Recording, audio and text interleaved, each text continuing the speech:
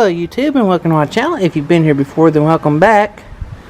So yesterday me and my wife was out and about and I started hearing a noise coming from the back of the brake or back of the Jeep when I hit the brakes, and it was like a high pitched, like a squealing noise.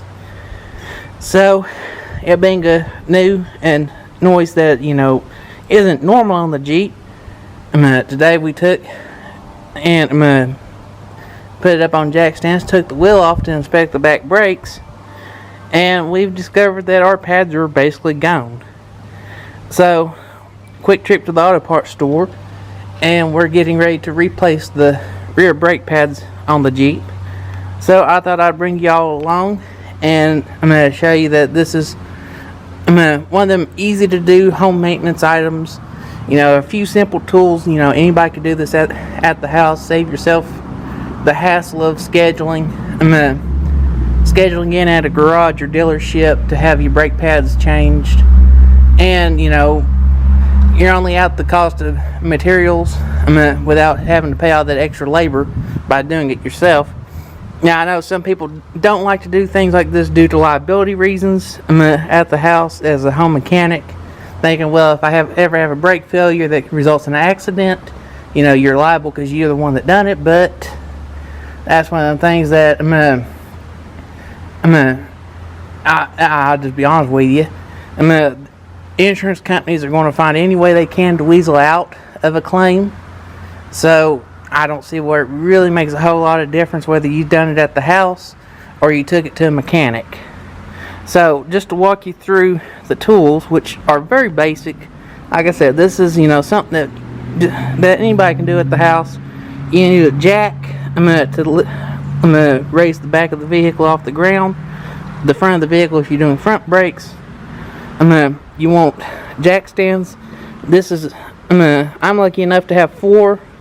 So I've already got 2 under the Jeep. Supporting the weight of the Jeep under the axle tubes. Get you a shot of that a little bit, kind of show you the placement. But they are sitting underneath the axle tubes, holding the Jeep off the ground, and you want to get the tires off the ground. For this, you'll need a breaker bar or a tire iron to get the lug nuts loose. It's recommended to break them loose with the tire still on the ground. Makes it a lot easier. I have pneumatic, so I have a impact gun. You can do this by hand with a tire iron, breaker bar, or oftentimes once you get them broke loose, a lot of times you can just take your lug nuts off with your fingers.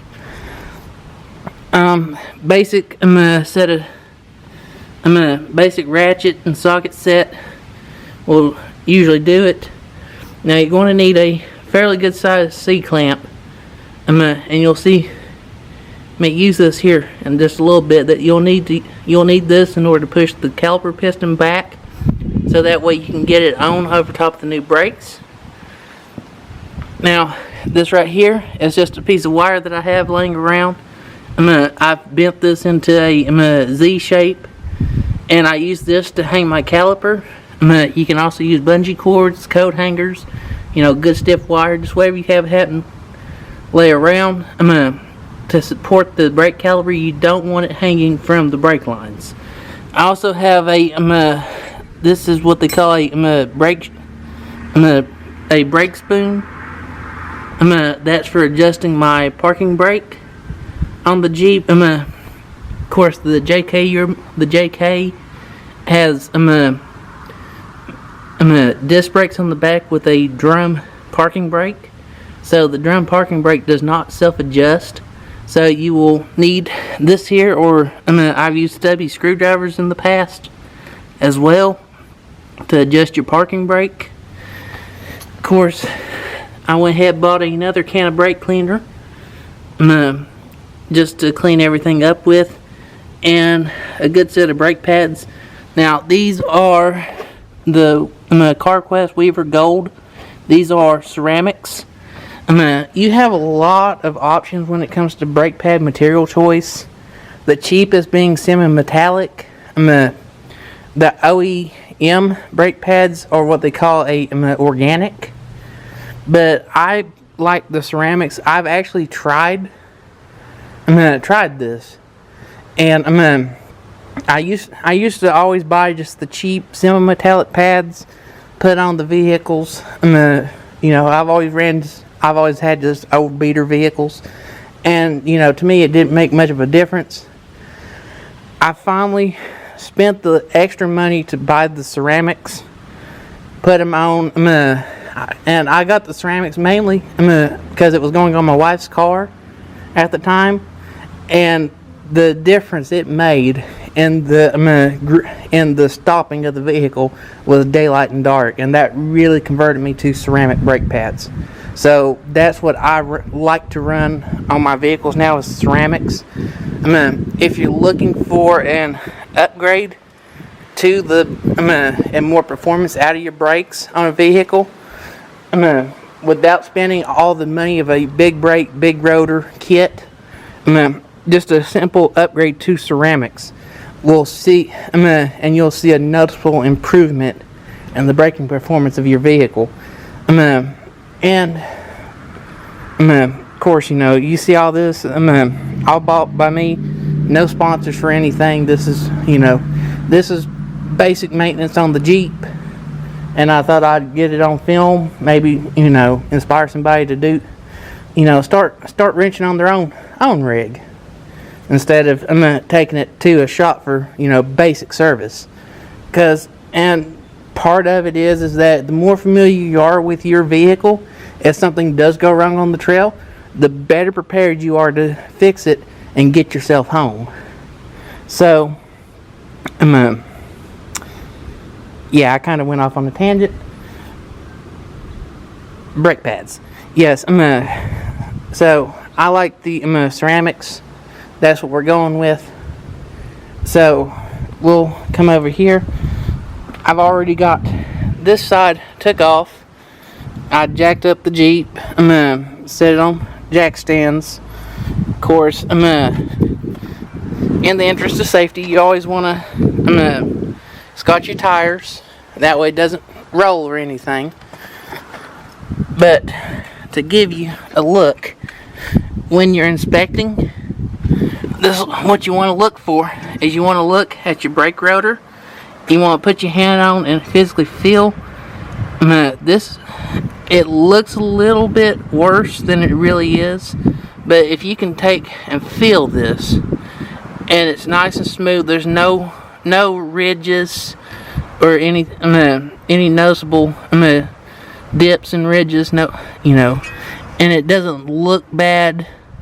It's usually okay. If you see that it has gouges and ridges in it, I would take this off, take it down to the auto parts, and the focus is going crazy on this. Back up. There we go.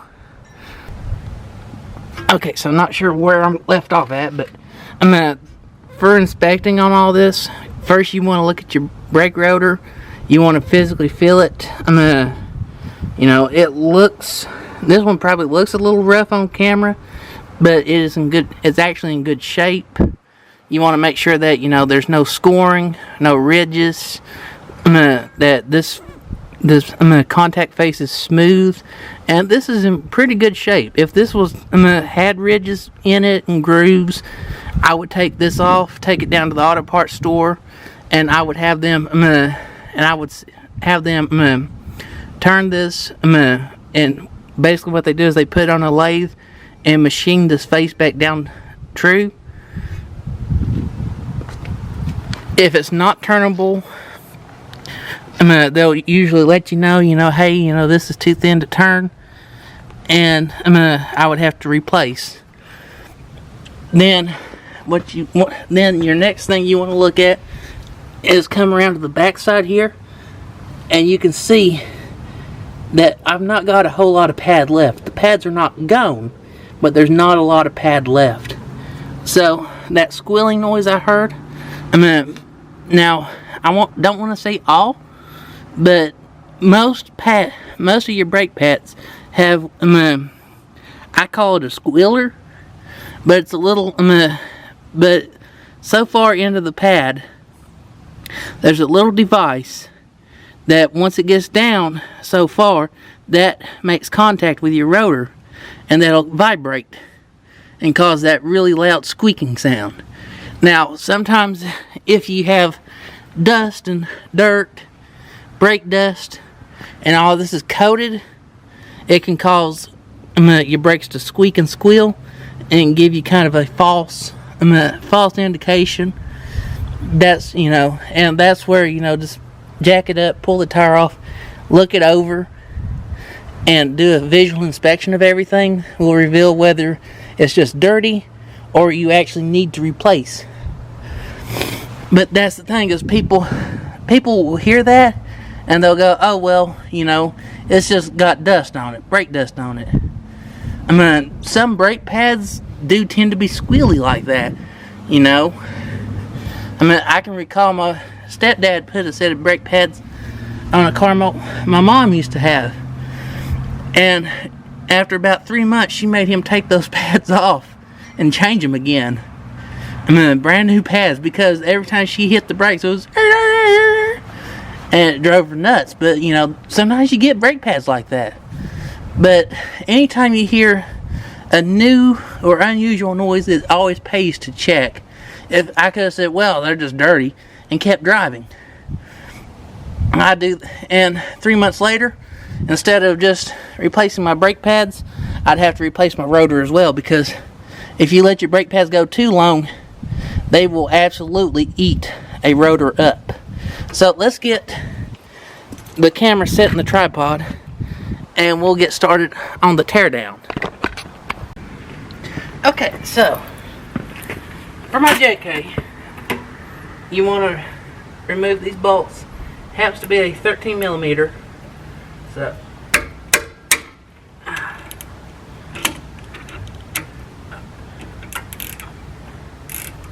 okay.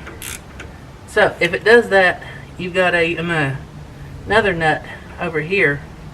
So I think it's a 13 or 14, so I'll have to go get a open-end box wrench. Be right back.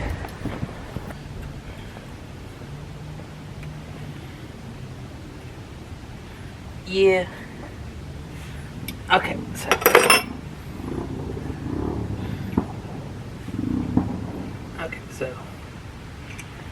that's your first one, and then down here at the bottom you'll have a second.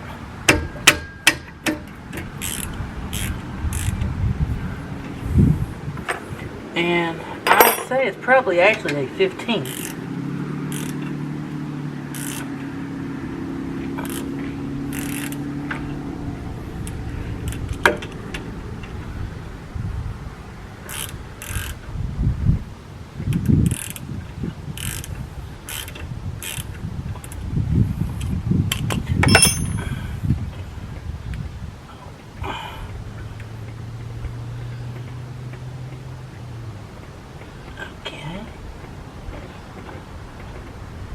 Yeah, I'd say that the keeper one is actually a 15.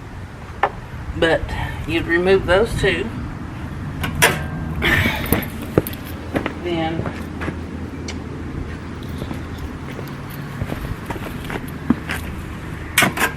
so after you've got those two removed, you can take your brake caliper,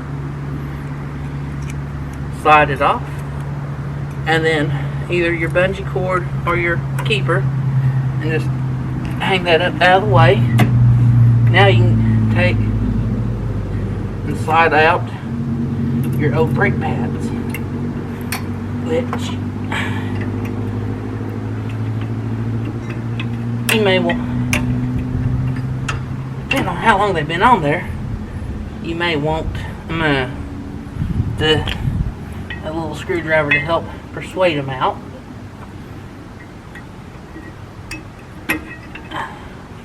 Okay, so this here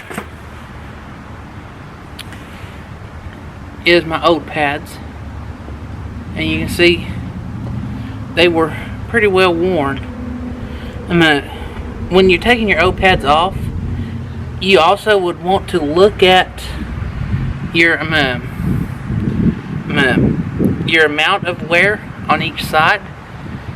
Ideally, you want to see that these pads are worn evenly, and that one side's not wore slap out and the other side looks new. If so, then that indicates that probably your slide pins are seized up. So you want to inspect everything as you take things apart. So now that we have our brake pads out, we can go ahead and take our C-clamp and then take one of your old brake pads. And what you want to do is work your C-clamp, which I have to open mine up a little more.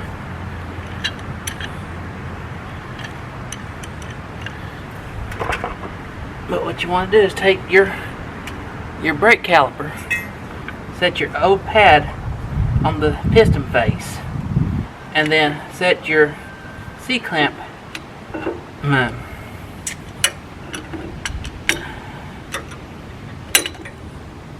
it goes.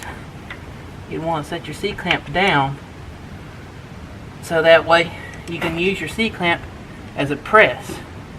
And then now put a little pressure on it just to hold everything. Now before you do this, you want to go pop the hood, which I'll go ahead and take you up there. I've already done this. Well, I thought I'd done this. And take the cap off your master cylinder. And there it is. And what that's going to do is as you press that piston back, it's going to force the brake fluid back up into the master cylinder through the brake lines. Now, if you've topped up your master cylinder as your brake pads have wore, you may overflow the master cylinder when you do this. But that's just one of those things, no big deal. As long as you make sure to top it up to the appropriate level when you get done, that's the important thing. So, now with the cap off, we can begin pressing our piston back. And again, you just want to go slow with this. There it goes. You just want to go slow with it because you don't want to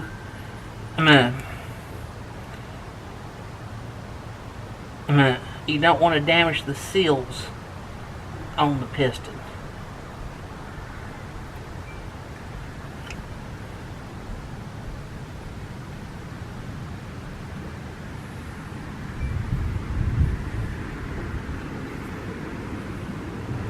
Now,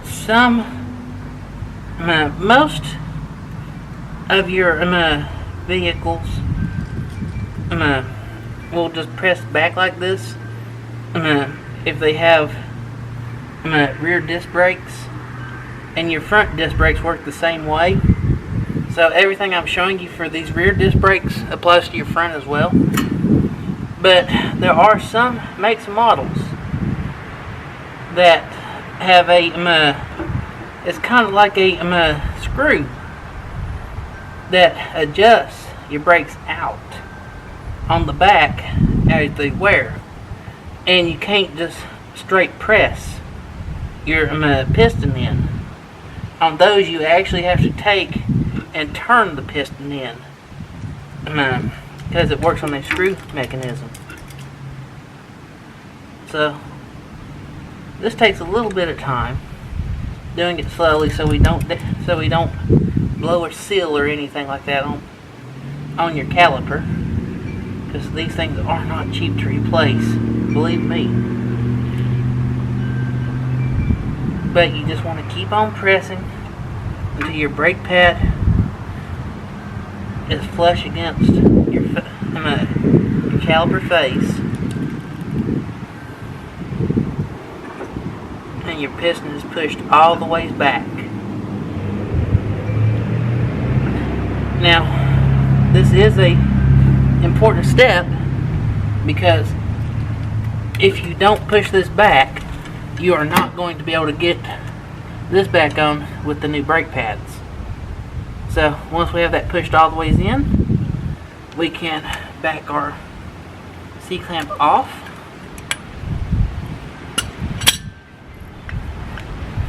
And that is ready to go. So we'll just hang this back up out of the way. Now, a lot of your newer vehicles will have these little metal inserts that go into your caliper bracket. Usually with new pads, new inserts are provided. Best practice is to replace these inserts when you change the brake pads. They can be a little bit of a pain, but they're not too bad. If they're in fairly good shape and you're in a hurry, and I've seen shops do this before, is that they'll push the piston back on the caliper, slap new brake pads on, never change these. So the thing is that you can get away with not changing these if these are in good condition. But what that means is that when you do actually need to change these, they're going to be almost impossible to get off. So best thing to use is just a little flat screwdriver, and I like to do these one at a time. That way, as I'm working, I can make sure to get my orientation correct for the way that these go back into your caliper bracket. So this is what I'm talking about as far as orientation. You can see here on this one where it has that little tab. Well, this one here turns the same way. Your tab is on the opposite side, so this is the wrong one. So what you want to do is look through till you find one that matches. There you go. So once we find the one that matches, we'll go ahead and put it on. And again, these can be a little bit of a pain.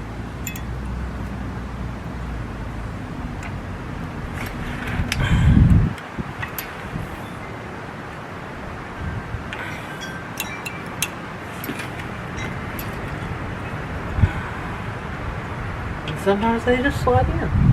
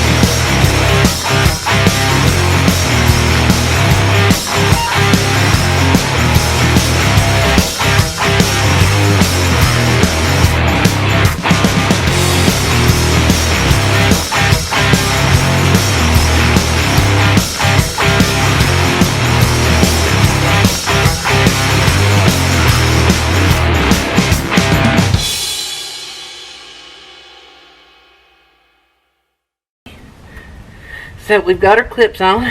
Before we put our brake pads on, let's go ahead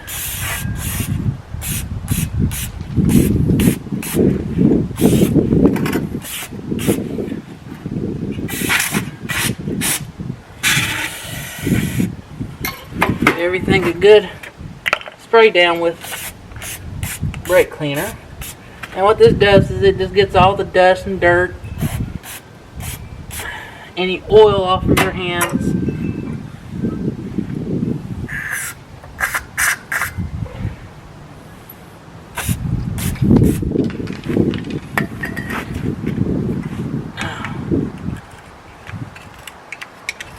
If you got gunk and junk in your piston caliper, like I have. Now, something that I forgot to show in the tools, because you may or may not need, is a little bit of grease. Now, I have a grease gun with high temperature grease. If you're doing this job, you can buy the little packets. They should be up next to the checkout at the auto parts store of brake grease. But one thing I like to do is your slide pins. Go ahead and pull them off. This little boot just comes off, which you can see that this is pretty well greased up on it. So what I like to do is just wipe it down, clean it off. You can clean around that too. But what I like to do is just take and just clean that off and get that a little squirt of fresh grease. Now you don't have to go crazy with it. It doesn't take a whole lot. But you do want to make sure that that's got some gunk on it. But you do want to make sure that you have your slide pins lubed properly. So probably about that much is a good amount. And I know some people try to stay clean when they do things like this, but it's next to impossible. I don't know about you, but I find it hard to work with gloves on. But just make sure that's evenly coated. And then slide your back in and just push it till the boot seats back over. Take your lower one. Do the same thing. Now, like I said, these here, you can check them, and if the grease is in good shape, you could probably skip, putting fresh on. But with the usage that my Jeep sees, I like to put fresh grease on things. That way I know it's clean, it's not contaminated with moisture and dirt. But the thing is that by doing this, this allows everything to slide freely. And you remember at the beginning of the video me talking about checking for even pad wear? Well, most of the time your uneven pad wear comes from your slide pins being dry with grease. And when these get dry with grease, they can seize, and it doesn't allow that caliper to float freely. So it puts uneven pressure side to side from your pads, and it doesn't allow the inside to fully release. And that's one of the main things that causes your uneven wear. So, looking at these, looking at my old pads, you can clearly see this one was the caliper side, and this one was the outside pad. So, my caliper side pad has this little piece. So, that's what so when I open up my new pads, I'll find the same one that matches. And for side-by-side comparison, I was probably down to maybe 25% pad left. So I got the use out of these. So with that, we'll go ahead and slide our new brake pad into our mount. And again, these are sometimes a little bit tricky. Now, some people like to put a little dab of grease in these here. I've never found it necessary myself.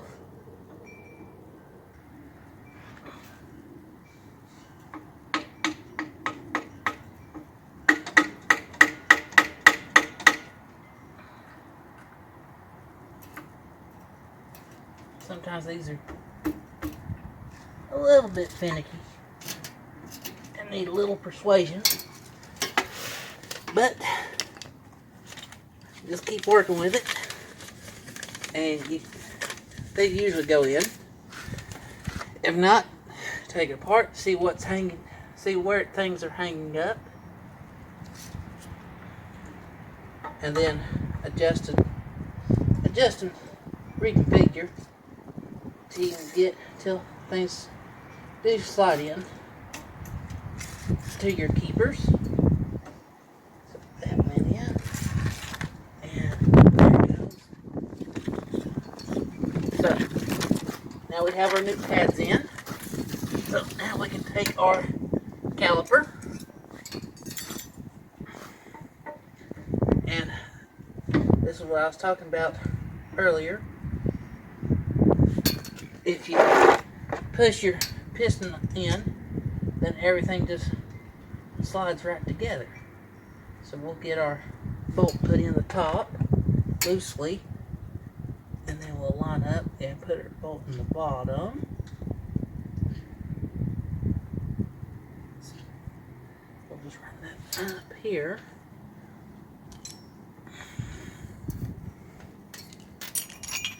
Then off screen I did go find me a 15 millimeter. So we'll take our 15 millimeter, put on the inside with our 13 millimeter socket, and we'll run these up till they're good and tight.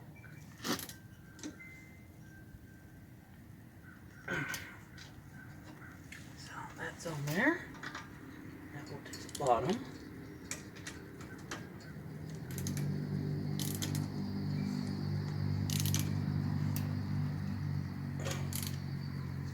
And you want these good and snug. A lot of people like to torque.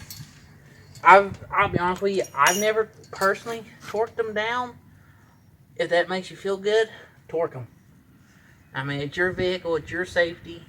I've always found being, just good and hand tight, I've never had issues. Well, not hand tight, but good, good and snug with a wrench. Don't go gorilla on it and shear a bolt off, because then you have to replace your pins and everything. But just a good snug like that does it. So that's got this side done. So I'm going to wrap this video up here, because like I said before, it's exactly the same process for the other side. One thing I do want to note is that before you take it out for a test drive, make sure to put the cap back on the master cylinder, get in the vehicle, and pump the brakes out. Now, if you don't pump the brakes out before you start the vehicle, you're not going to have any brakes. So, cap the master cylinder and pump the brakes till they're good and firm before starting the vehicle. After you've pumped the brakes back out, then you want to double check your fluid level in the master cylinder and top it up to the appropriate fill line. Once you've done that, you can take it out for a test drive. So, like I said, with that, this side's done. We'll get the wheel put back on, off camera and all that. I'm sure you don't want to see me struggle putting wheels on. So, while we finish this up, we want to say thank you all for watching. Thank you for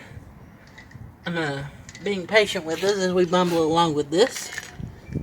And if you enjoyed watching me do all this, you know, if you found anything helpful, like us, appreciate it.